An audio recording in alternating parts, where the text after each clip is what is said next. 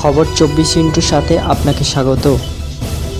নতুন নতুন খবর জানার জন্য আমাদের চ্যানেলে চোখ রাখুন। নমস্কার দর্শক বন্ধুরা, স্বাগত আমাদের এই চ্যানেলে।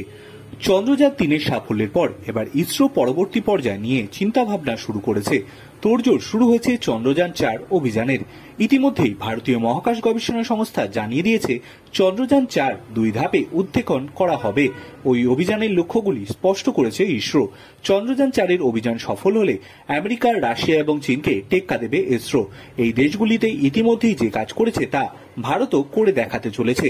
ইসরোর প্রধান এস সোমনাথ সম্প্রতি একটি অনুষ্ঠানে জানিয়েছেন, চন্দ্রযান 4-এর মাধ্যমে শুধু চাঁদের মাটিতে অবতরণই নয়, ইসরো সেখান থেকে মাটি এবং পাথরের নমুনা সংগ্রহ করে দেশে নিয়ে আসতে চায়। সেই পরিকল্পনাই করা হচ্ছে।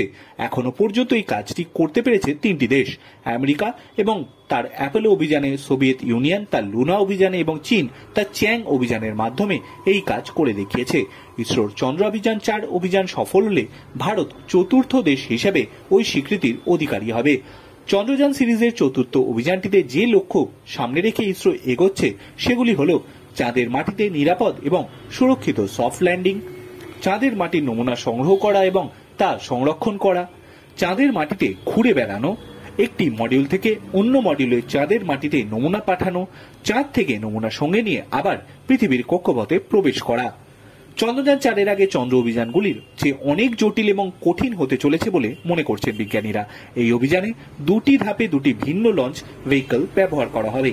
প্রথম ক্ষেত্রে কাজে লাগবে MLVN-3 এবং দ্বিতীয় ক্ষেত্রে ব্যবহার করা হবে PSLV।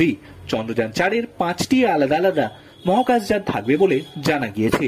সেগুলির প্রত্যেকটির আলাদা কাজ থাকবে, আলাদাভাবেই সেগুলিকে উৎক্ষেপণও করা হবে।